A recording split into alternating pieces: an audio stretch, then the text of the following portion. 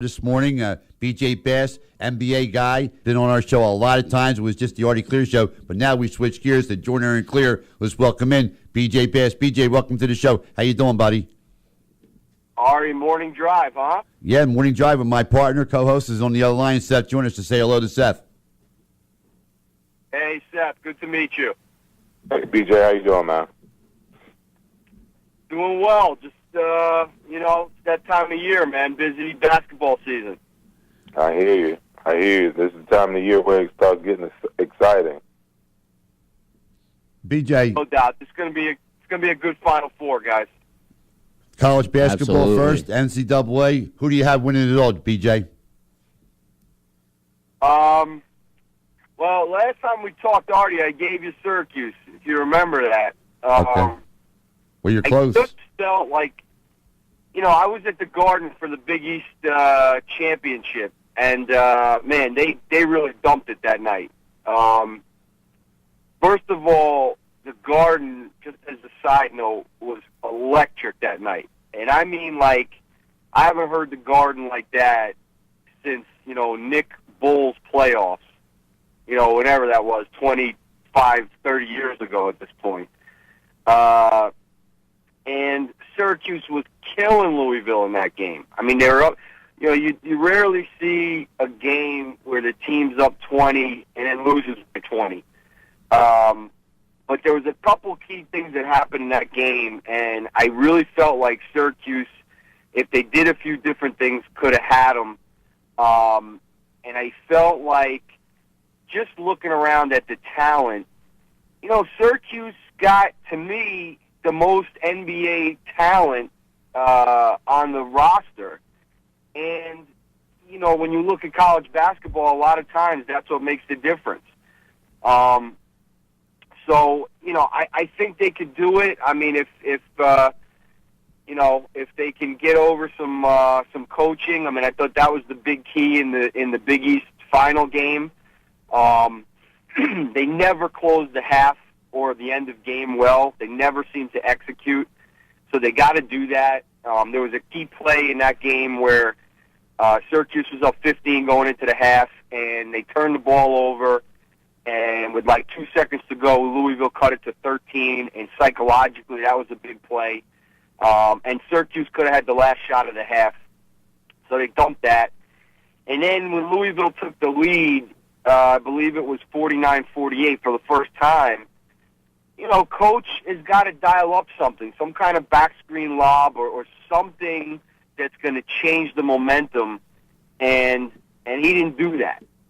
So I think, looking at potential championship game here, if Louisville and Syracuse match up, and, I guess the odds makers, that's what they are looking at, I think things could go differently this time, and mainly, again, because they have the NBA talent. I mean, you look at the point guard, and he's still got to develop, but he's definitely going to be in the league. And then you look at a kid like C.J. Fair, who, if he plays well, can be real tough. And then a couple X factors for them are the kid Sutherland, because he can just go off. I mean, he was 19 for 25 in the Big East tournament from 3. And the other kid that's playing well is the big kid off the bench, the kid Keita. He's blocking shots, he's making free throws. So I just look at Syracuse, and again, if they can just execute and do a few little things, I think they got a really good shot. First thing they have to do is beat Michigan before they hit Louisville. That's number one, because I got Louisville destroying Wichita State. I think they get past Wichita State, and Louisville will definitely get to the finals. Now, Syracuse got to play Michigan, and Michigan, who won a game in overtime against Kansas City, and sometimes your fate is right there knocking at the door. You have to win a tough game to get over the hump. They did that. Petey likes Michigan. A lot of people like Michigan. In fact, they're the favorite in the game. So it's all the odds makers are saying only 2.5-point favorite, but the odds makers are saying that Michigan, if they're 2.5-point favorites against Syracuse, that they'll win. I like Syracuse's team. I like their defense. I like that zone. I don't know if that Michigan can beat that zone. The zone's getting better and better as the tournament is getting further along. Now they're in the Final Four. Both coaches, and Jim Boeheim, who's won a national championship, Rick Pitino, who's won a national championship. So those guys right there, if they can match up one more time, it'll be their third matchup this year if they both can get to the finals. I'm not sure if Syracuse can beat Michigan, but I do like them. But with the odds makers making Michigan a 2.5-point favorite, they're saying Michigan's the better team by just a small margin. But you never know what's going to happen. Seth, Syracuse, Michigan, if I had to ask you and put a gun to your head to make a decision, who do you like in that game? Well, I think, of all the Final Four teams that are left, the wild card is Wichita State, because Louisville has played great in spurts this year, and then they've looked abysmal. The first half of the Big East tournament, they looked like they had no business on the basketball court. And all of a sudden, they flipped the switch in the second half and went to the press and just, ran away in the second half of that game. Michigan has played great basketball in spurts this year. But if they're not hitting the outside shot, they're a team that can be beat. Syracuse, same exact thing. If they start hitting their threes, they're difficult to deal with. They do a good job in that 2-3 zone, limiting you to one shot. And, they look to run off turnovers. They look to run off of missed shots. They're a long basketball team. They create a lot of headaches, a lot of problems, cutting off passing lanes. So we've seen what these three teams can be. And the pressure is never going to be greater this weekend than it's been for them all season long. The wild card is Wichita State. No one expected for them to be there, and yet they're there. And they're playing like, they're supposed to be there. But to go back to answer your question, I really don't know, to be honest with you. My bracket is so busted up. Obviously, Louisville is the only team that I had, going to the Final Four. And that's because of some of the inconsistent play of these other teams that have been there. So it's going to be interesting to sit back and watch. A lot depends on, for Michigan and Syracuse, who shoots the ball better, and second chance points. And if that's the case, that kind of gives Syracuse the nod. And Louisville is a basketball team that is playing high on emotion. With what happened, to Kevin Ware, they're going to be trying to get it done and win it all, with him on heavy on their hearts and heavy on their minds. It's like they had like a little 2-minute spurt in that game after he got hurt where they just looked confused and dazed and shocked. And then all of a sudden, something clicked. And they went into a whole different mode. Peyton Seaver was going to the basket like I haven't seen him go to the basket, all season long. But, I see another Big East Finals. And that'll be interesting because Peyton Seaver has never played well against Syracuse, ever. Well, Carter Williams is a 6'6" point guard, and he'll be guarding Peyton Seaver or be at the top of that zone. Syracuse with that zone is a killer zone. BJ, when we're talking about the Wichita State team, and they had that big lead against Kansas, and they started to play protect the lead and start taking shots with 3 and 4 seconds left on the shot clock to try to dribble that clock out. And then Kansas started to put that press on them. Once Kansas started putting that press on them, Wichita State fell apart. Now you're talking about the best pressing team left in the tournament, or maybe in all of America, in Louisville, and also the second half adjustments that Louisville has during the season, during the Big East championship game against Syracuse, and the last game that they played. Who they just get done knocking off Louisville? I got a brain cramp. Duke. In that second half, Louisville took over. Smashed them. And this looks like Pitino knows how to make those second half adjustments, and that's where Louisville. It's a great coach, Rick Pitino. Yeah, I don't know how great of a coach he is. He gets tremendous horses out there, but they make those second half adjustments, and they come out smoking hot, and usually blow you out in the second half. So listen, they were really shaken up when Kevin Ware broke his leg. Everybody was shaken up. Absolutely. He got them into the half. They were looking bad going into that halftime. It couldn't come soon enough. He settled that team down, and they got on the ball and smashed Duke. Well, what are they? Was they almost tied or had a 1-point lead, and they beat them by 21 in the second half? That's right. Okay, so what I'm saying is he's good on the adjustments and the halftime. Yes. Now, can Wichita State handle that press because they were exposed against Kansas? Can they handle that press for a whole 40 minutes in a basketball game? Because Louisville has nothing but athletes. and quickness and strength on that team. Plus, they got Jang in the center position to block shots and rebound. I don't think that Wichita State can handle that press, guys. It's all about matchups, Artie. You guys know that. I mean, I think looking at this one, Wichita State probably is the most well-balanced team in terms of what they do with the kid Hall inside and the guards Armstead and Baker and what they've been doing. But to me, you actually said it. You hit on something. Pitino being a horse guy, and I always get the feeling, and maybe I'm nuts with this, but I always get the feeling that this guy is managing his team almost the same way like he's managing his horses. And I mean that from the perspective of, he doesn't push too early in the season. He knows sort of the right time of the season to get his team hot, and then also in the game, he doesn't, come out. Look, they can't trap for 40 minutes, but he knows, when he needs to, up the tempo, and you're right, and he does make great adjustments. So I think he is a great coach. I mean, part of being a great coach at this level is getting talent, which he always does, and then coaching your guys up and having them get to this situation, and he's consistently there. So I think, listen, Wichita State's been great, and they're great to watch, and it's a great story. But I just think, listen, it's easy conventional wisdom. Louisville, could run them out of the building, and I think they'll end up winning that game. And I think that, just getting back to what we were talking about quickly, I think the key in the other game is going to be how Burke does. And I look at how Syracuse was able to stop, the kid Vanderblue and kind of limit what Marquette could do on the perimeter, and because of the zone, like Seth mentioned. And I think that that's going to be a big key. So, look, who knows at this time of year, but I tend to agree with Seth also. I think we're going to have a Big East final come Monday night. So do I. Now, would it be where Seth and BJ's Bass here on the NBA? We're going to talk NBA. We're talking NCAA right now here on Joyner Clear on NGC 1360 AM. I think if I'm Rick Pitino, guys, that I come out pressing right away, rattle that team, get off to a lead, and never look back.